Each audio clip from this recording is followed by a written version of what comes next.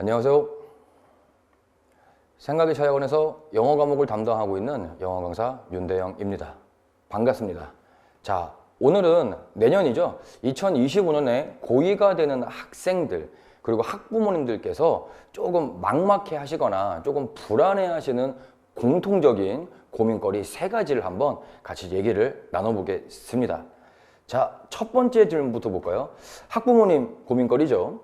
제가 한번 읽어볼게요. 저희 아이가 고1 내신 영어 등급이 낮은 편인데 겨울방학 때 영어적인 실력 향상이나 고2 영어 등급 향상을 위하여 이번 겨울방학 때 반드시 무엇을 공부해야 되는지 막막합니다 라는 질문이 굉장히 많았습니다. 자, 항목을 조금 나눠서 설명을 드릴게요. 어법의 경우 우리 아이가 1년 동안 내신 영어를 잘 이겨내 왔고, 그리고 이제는 고등학교 영어 문법에 대한 용어라든지 기본적인 개념은 숙지가 되어 있을 겁니다. 자, 그렇다고 해서 모든 개념을 공부하지 말아라, 이건 안 됩니다. 고등학교 문법 파트 중 또는 본인이 문제를 풀었을 때 특정한 구조가 나온 경우 틀렸던 경우가 있을 겁니다. 그것들을 1년 동안의 내신 시험지와 1년 동안의 전국에서 치러진 모의고사 어법 문제 기출을 통하여 본인이 잘 모르고 있거나 안다고 생각했는데도 아직도 조금 정리가 덜 돼 있는 개념을 완벽하게 다시 한번 개념 정리를 해야 되고, 더 중요한 건 바로 그 개념이나 그 파트가 나왔을 때 어떻게 문법 문제를 풀 것인지에 대한 자기 자신만의 접근법이 만들어져야 될 겁니다. 스킬과 꼼수는 함정에 걸릴 수 있거나 특정 문장 구조가 바뀌게 되면 함정에 걸릴 수가 있기 때문에 스킬과 꼼수를 배제한 개념에 입각한 자신만의 문제 풀이법을 확고히 다져 놓아야 하는 시기입니다. 자, 이번엔 어휘 한번 보실게요. 어휘는 이제 수능 어휘까지 올라가야 합니다.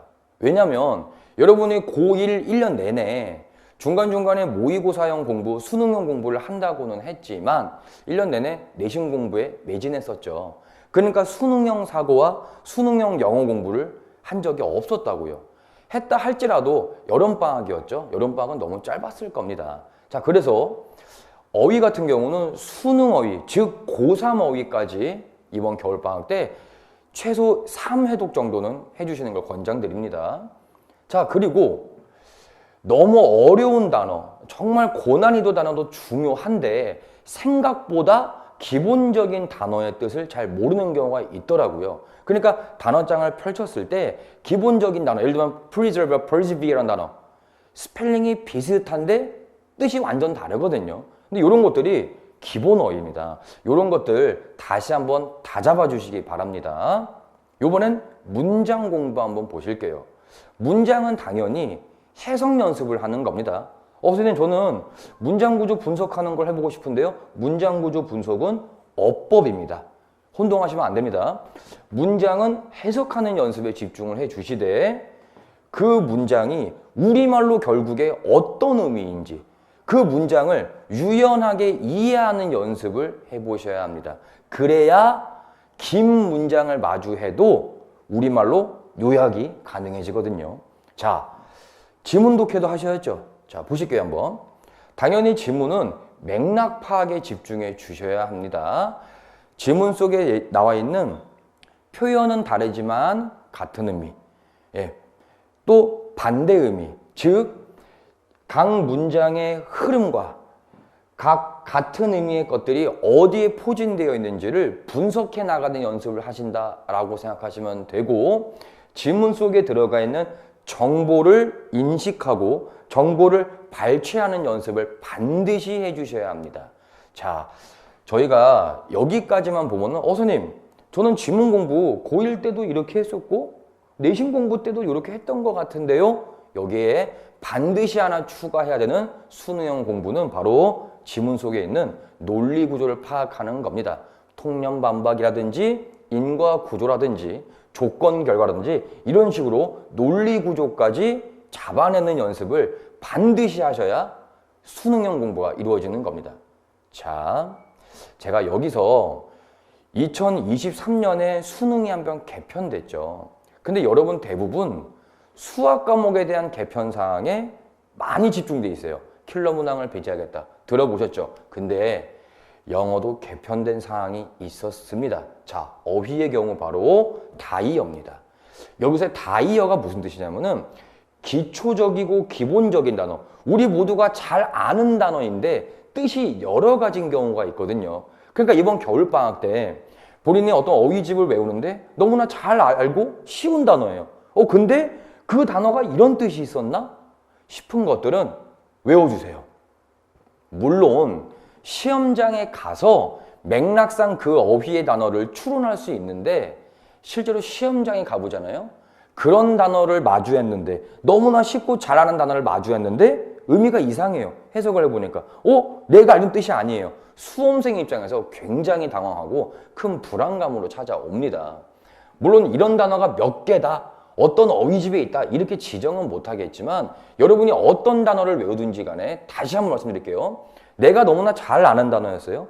누구나 잘 알고 익숙한 단어인데 이 단어가 이런 뜻이 있었나? 잘 봐주시기 바랍니다. 자, 문장도 숨겨진 비밀.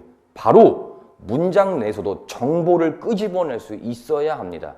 여기서의 정보는 뉘앙스, 긍정이냐 부정이냐 뉘앙스가 될 수도 있고 중심 소재가 될 수도 있고 원인에 해당하는 걸 수도 있고 논리성이 들어간 정보도 있고 반드시 해석을 해서 우리말로의 자연스러운 의미를 파악했죠? 그럼 그 문장 안에 들어가 있는 정보도 한번 판단해 주시기 바랍니다. 이런 문장 학습이 이루어져야 지문을 만나게 됐을 때도 문장처럼 필요한 흐름과 필요한 정보를 올바로 인식해서 그 안에 있는 논리성을 판단해낼 수 있게 되는 겁니다. 아시겠죠? 그리고 이왕이면 유형별 풀이법, 유형별 풀이 스킬을 공부하는 것도 좋은데 그것보다는 아직은 수능형 사고와 수능형 능력을 배양해야 되는 시기죠. 지문을 해부하고 완전히 분석한다 생각해 보세요. 같은 의미는 같은 의미끼리 묶어보는 모습. 이 대명사가 지칭하는 내용이 무엇인지, 여기서는 어떤 원인 결과가 보이는지 이렇게 지문을 완벽하게 해부하고 분석한다는 생각으로 공부에 임해 주시면 이번 예비고의 겨울방학 수능영어 공부하는 데 있어서 발전 속도도 굉장히 빠를 거고 그 무엇보다 수능형 사고하는 방식이 많이 길러질 겁니다. 그리고 이왕 하시는 거, 선생님 저는 아직은 수능을 출제하는 평가원 기출지문은 아직 어려워요 하는 학생은 고2 전국 모의고사 기출지문을 가지고 연습하시는 거 좋은데 혹시 본인이 조금 더 수능형 공부, 조금 더 수능다운 지문을 공부하고 싶으시다 하시는 분들은 평가원 기출문제를 한번 분석해 보시기 바랍니다. 너무 겁먹으실 필요 없어요. 너무 어려운 소재, 너무 어려운 단어가 들어가는 건 아닙니다. 그럼 뭐가 어려워지냐고요? 정보를 발췌하는 것, 그리고 지문 속에 들어가 있는 지문 구조를 알아가는 게 고2 거보단 평가원 기출지문이 조금 더 어렵고 힘들 겁니다. 그렇지만 한번 해보세요. 하실 수 있습니다. 답 고르는 거에만, 오답이 왜 그런지에만 집중하시는 게 아닙니다. 지문을 분석하고 해부해보는 연습 적극 추천드립니다. 자, 두 번째 고민거리 보실까요? 요거는 학부모님도 우리 학생들도 많은 걱정이 있는 것 같아요. 읽어볼게요. 고2 내신 영어는 고1 내신 영어와 많이 다르다던데 어떻게 다르고 어떤 것이 다른지 모르겠어요. 네, 같이 한번 보시겠습니다. 얘도 한번 항목을 4개로 나눠봤어요. 일단 시험 범위는 가시적으로 증가하는 고등학교도 있고 아닌 고등학교도 있어서 학교별로 다릅니다. 지문 개수로 따지는 거예요. 예를 들면은. 근데 요거는 조금 추상적이기 때문에 요렇게 말씀을 드릴게요. 실제로 고등학교 1학년 때 영어 내신 범위에 있던 지문 개수가 똑같거나 또는 1학년 때보다 지문 개수가 조금 줄었는데 왜 2학년들은 시험 범위가 늘었다, 영어 시험 범위가 많다라고 느끼냐면 고1 때보다 지문 자체에서 이해할 게 많아집니다. 즉 생각할 게 많아지다 보니까 공부량이 올라가죠. 그러니까 시험 범위가 많다, 시험 범위가 늘어났다라고 느끼는 겁니다. 자, 당연히 암기해야 할 양도 많아질 겁니다. 왜냐고요? 기본적으로 2학년 때는 문장, 어휘, 지문의 변형되는 퍼센트와 비율이 많아지거든요. 그러니까 기본적인 것들을 탄탄하게 암기를 해 놓아야지만 변형 포인트까지 잡을 수가 있거든요. 그러니까 공부량이 많아질 수밖에 없다는 겁니다. 근데 문장을 변형하고 어휘를 변형하고 지문을 변형하는 건 모든 고등학교가 그런 것은 아니지만 대부분 1학년 내신 영어 때 경험해 보았기 때문에 요거는 크게 달라지는 점은 없다. 변형의 정도가 달라지는 겁니다. 학교별로 아시겠죠? 자, 유형 보실게요. 수능형 문제 유형이 1학년 때보다 훨씬 많이 보일 겁니다. 그리고 학교별로 학교만의 특수한 문제 유형, 학교 선생님들만의 고유한 문제 유형이 있는데 요것도 1학년 때와는 다른 양상을 보일 거고 요게 바로 내신에서 킬러 문항이 될 겁니다. 네. 그리고 서술형이 확실히 1학년 때보다는 조금 더 다각화되고 복합적으로 바뀐다라고 보시면 되는데 단순 암기로 풀 수 있는 문제도 나와요. 근데 2학년 때는 1학년 때보다 단순 암기만으로는 풀 수 없는 서술형 문제가 조금 더 많이 나온다라고 생각하시면 됩니다. 자, 요번에는 시험 관련 말씀도 해볼게요. 시험 문제 개수가 줄거나 늘거나 유지되거나 요것도 학교마다 다른데 시험 문제 개수가 급격히 증가하지는 않으니까 크게 걱정은 안 하셔도 될 것 같고 2학년이 되어도 시험 문제가 몇 문제인지는 공표를 해 주시니까 요거는 너무 큰 걱정은 안 하셨으면 좋겠습니다. 자, 시간도 50분으로 동일합니다. 자, 다만 아까도 말씀드렸지만 서술형뿐만 아니라 객관식에서도 1학년 때보다는 이해를 해야지만 지문의 내용을 완전히 이해하고 숙지하고 있고 선지에 있는 어휘의 뜻을 완전히 알고 있어야지만 풀 수 있는 문제가 조금 증가한다라고 보시면 됩니다. 자, 여러분 지금 이걸 보셨을 때 어떤 생각이 드시나요? 아니 고1 때 영어랑 크게 달라지는 건 없는 것 같은데 왜 그렇게 2학년 선배들이 내신 영어 하기가 어렵다, 공부하는 게 너무 어렵다, 힘들다, 왜 그랬을까요? 바로 요 세 가지일 겁니다. 내신 대비 평균 기간은 6주에서 7주, 1학년 때와 비슷하죠.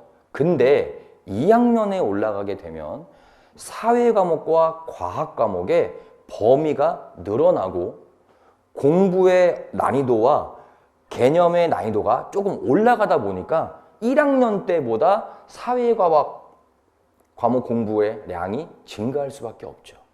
그러니까 영어에다가 2시간을 썼었는데 이제 사회 또는 과학 공부에다가 시간을 써야 되니까 영어 공부 시간이 상대적으로 줄어들 수밖에 없다라고 느끼는 겁니다. 그러니까 다급해지죠. 네. 그리고 세 번째입니다. 그냥 시험 범위가 부교재든 전공 모의고사든 지문의 난이도 자체가 올라갑니다. 등장하는 소재, 등장하는 화두, 지문 속에 등장하는 문장 길이, 지문의 구조가 그냥 어려워집니다. 1번적으로.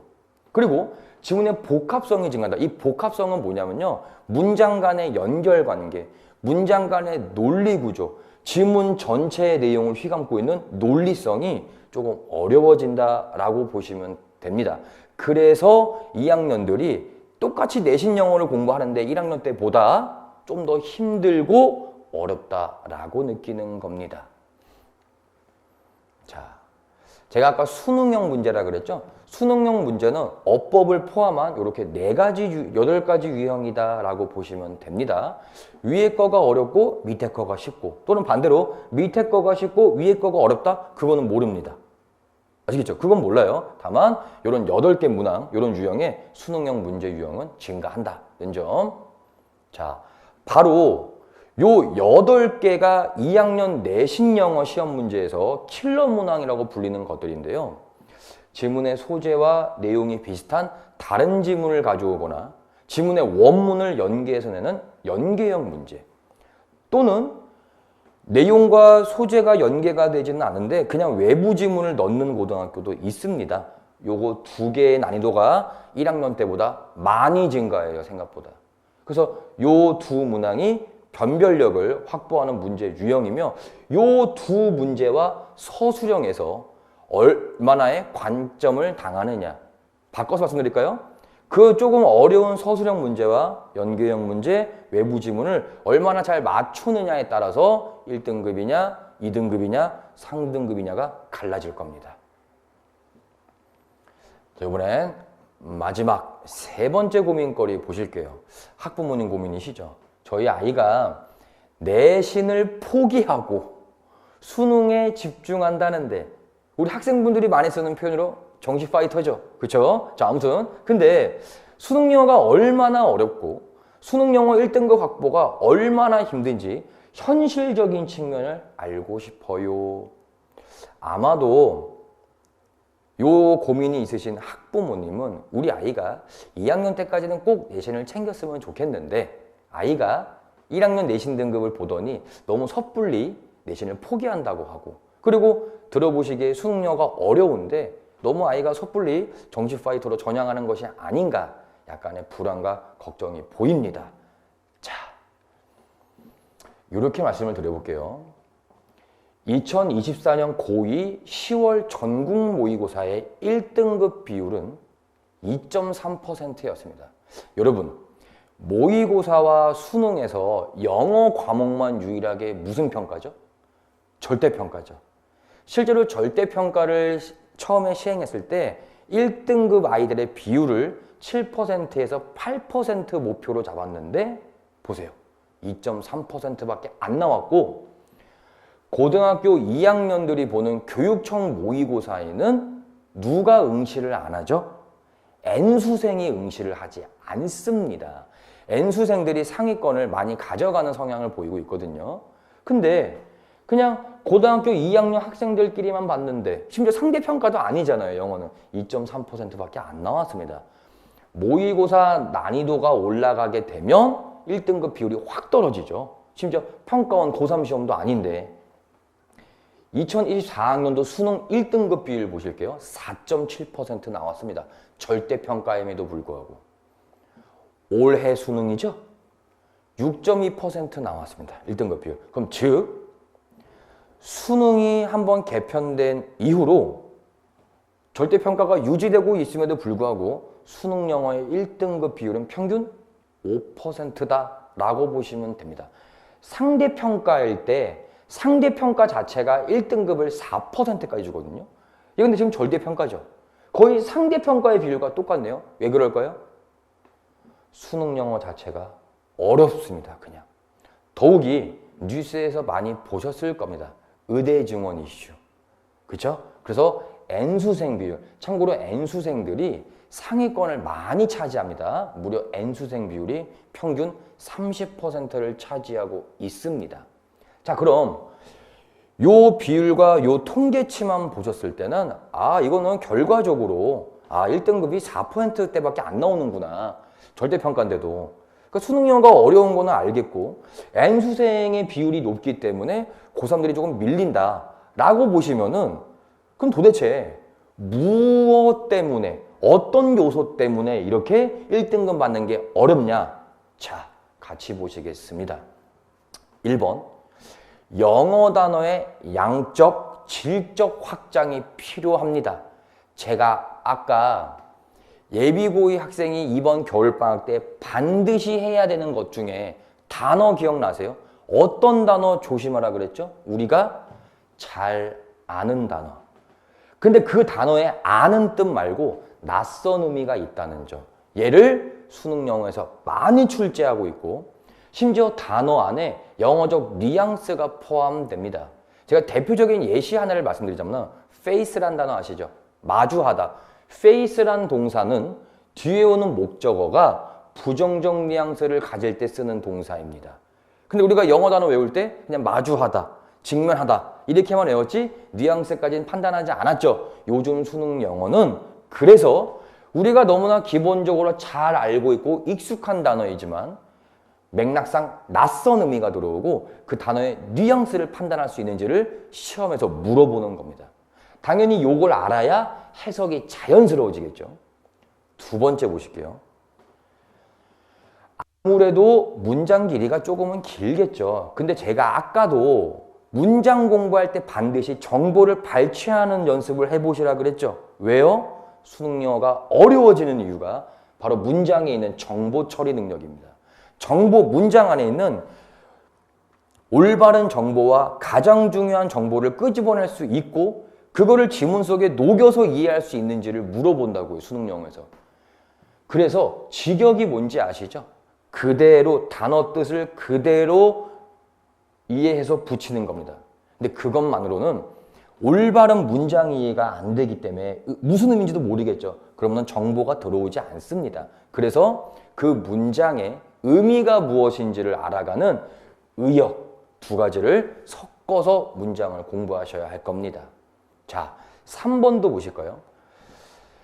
독해를 하실 때는 한 문장을 해석을 하고 끝나는 것이 아니라 문장 전체의 의미를 연결해서 지문을 하나로 이해할 수 있어야 합니다. 그래서 수능 독해가 어렵다고 하는 거예요, 아이들이. 자, 4번째입니다. 평가원이 문제를 출제할 때 일단 유형별 풀이법 여러분 알고 있는 거 있으시죠? 빈칸 추론 이렇게 푼다. 문장 삽입은 이렇게 푼다. 뭐 대입 파악 이렇게 푼다. 스킬과 편협한 꼼수는 이제 먹히지 않습니다.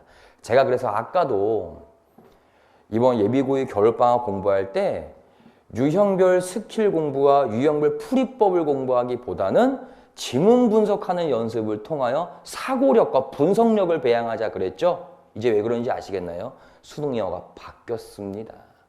그리고 평가원이 언어 형식이란 말을 씁니다. 여러분 많이 들어보시게 될 거예요. 앞으로 이 언어 형식이 바로 지문 구조를 얘기하는 겁니다. 그럼 제가 아까 예비고의 겨울방학 때 이렇게 공부해 보세요라고 적극 권장드린 이유를 이제 아시겠나요? 수능 영어가 바뀌었고 수능 영어가 어려워진 이유가 평가원의 출제 원리가 바뀌었습니다. 네. 그 다음 요즘에 수능 영어가 어려워진 또 다른 숨겨진 이유 중에 하나가 선지, 오지선다죠? 오지선다가 너무 헷갈리게 나와요. 그래서 정답 같지 않은 정답, 그리고 매력적인 오답을 가려낼 수 있는 선지 분석력까지 시험에서 요구하고 있습니다. 선생님, 근데 선지 분석 그냥 4개 걸러내고 올바른 거 하나 고르는 거 아니에요? 네, 맞아요. 근데 그 4개를 골라내는 기준이 뭡니까, 여러분? 지문에 대한 완벽한 내용 이해와 지문에서 중요한 정보 발췌죠.